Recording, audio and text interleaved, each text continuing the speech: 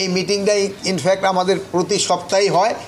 এটা আমরা সাধারণত আগে ওই ছোটো যে রুমটা ওই রুমটায় করতাম। আজকে যেহেতু আমাদের সংখ্যা একটু বেশি, আমরা অন্যান্য কিছু মেহমানকে আমন্ত্রণ জানিয়েছিলাম, এই জন্য আমরা এখানে এই মিটিংটা করছি এবং আমাদের সার্বিক আইন শৃঙ্খলা পরিস্থিতির ব্যাপারে এখানে আলোচনা হয়েছে এবং তাদের আমরা কিছু দিক নির্দেশনা দিয়েছি।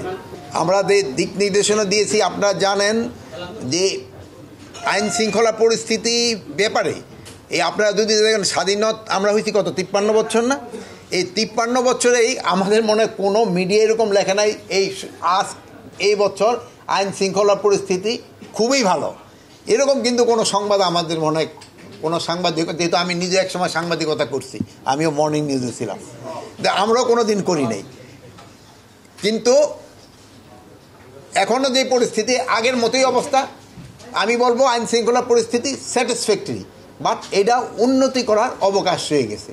কিন্তু এখন হলো কি, যেমন আগে হতো কি, যেমন ধরেন গতকালকের যে ঘটনাটা, এই যে বনশ্রীতে, এটা হয়তো আমাকে জানতে 2 দিন সময় লেগে যেত। কিন্তু এখন হলো কি, এটা সাথে সাথে ঘটনা জেনে যায়। এই জন্য আমরা ভাবতেছি যে বুঝি আইন শৃঙ্খলা পরিস্থিতি বুঝি একটা খুব বড় ধরনের কোনো রকম হয়ে গেছে। এই ছোটোখাটো ঘটনা এটা সবসময় আগেও ঘটছে, এখনও এই যে 2-1 দিন আগেও ঘটছে এবং ভবিষ্যতে যেন না ঘটে, এই জন্য আমরা কী ব্যবস্থা নেওয়া যায় এই ব্যাপারে আমাদের আলোচনা হয়েছে।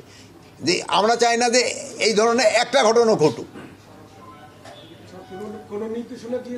এখন তাদের নির্দেশনা দিয়েছি, আপনারা আজকে রাত্রে দেখবেন যে তাদের অ্যাক্টিভিটিস অনেক বেড়ে গেছে, আমাদের আইন শৃঙ্খলা বাহিনীর অ্যাক্টিভিটিস।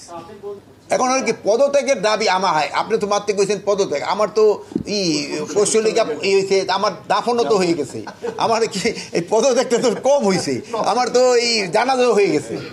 এই স্বরাষ্ট্র মন্ত্রণালয়ে চাকরি করার পরে হলো কি, জীবিত থাকা অবস্থায় জানাজার সব পেয়েছি। শোনা এই জন্য বললাম যে আগের সিস্টেমে হলে রাত 2:30টায় আপনাকেও কিন্তু কাউরে খুঁজেও পেতাম না, কিন্তু আমি যে সময় আধা ঘন্টা আগে আপনাকে বলছি, আপনারা কিন্তু সবাই যে হাজির হয়েছেন। যেহেতু আমরা জানি দিন এবং রাত আপনারা কাজ করে যাচ্ছেন, আর আমি এইটুকু আপনাদের বোঝানোর জন্য যে আমরাও দিনে রাতে সবসময় কাজ করে যাচ্ছি, যে খালি এই স্বরাষ্ট্র উপদেষ্টা শুধু দিনে ব্রিফ করে না, দরকার হলে সে রাত্রেও ব্রিফ করে।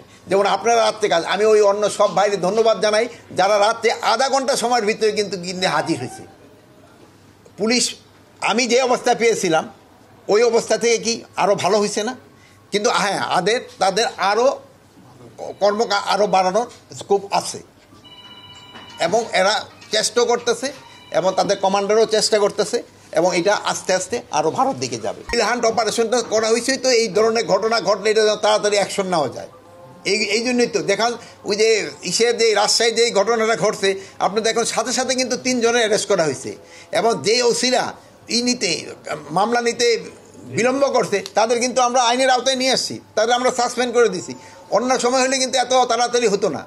আপনারা এইটাও দেখেন, আমরা কিন্তু অনেক সিনিয়র পুলিশ অফিসারকেও কিন্তু আমরা ক্লোজ করে নিয়েছি আপনাদের রিপোর্টের উপর বেস করে। আপনারা এই যুগান্তরের একটা রিপোর্টের উপর আমরা বেস করে কিন্তু আমরা পুলিশ এসপিদেরও আমরা ক্লোজ করে নিয়ে আসছি। আপনাদের অনুসন্ধানী সাংবাদিকতা আপনারা চালায় যান, আমরা খুব খুশি হব। যে আর আপনাদের কাছে অনুরোধ করব, সত্যি ঘটনা আপনারা প্রকাশ করেন, আমরা যেন এই সত্যি ঘটনার সাথে সাথে যেন আমরা অ্যাকশন নিতে পারি।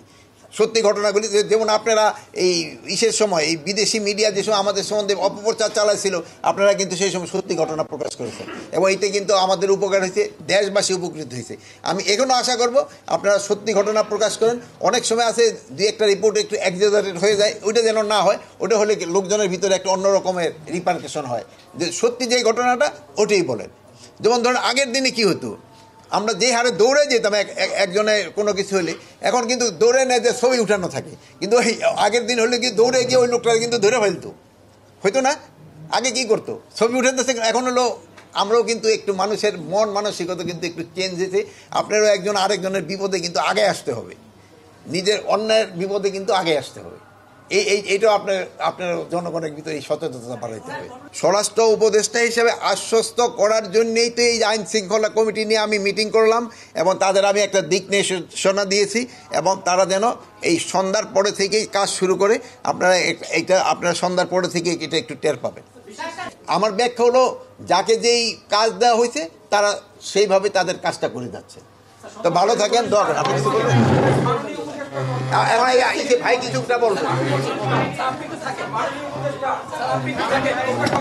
না ভাই এখন বলবেন, না ভাই বলবেন, আমার ওখানে একটু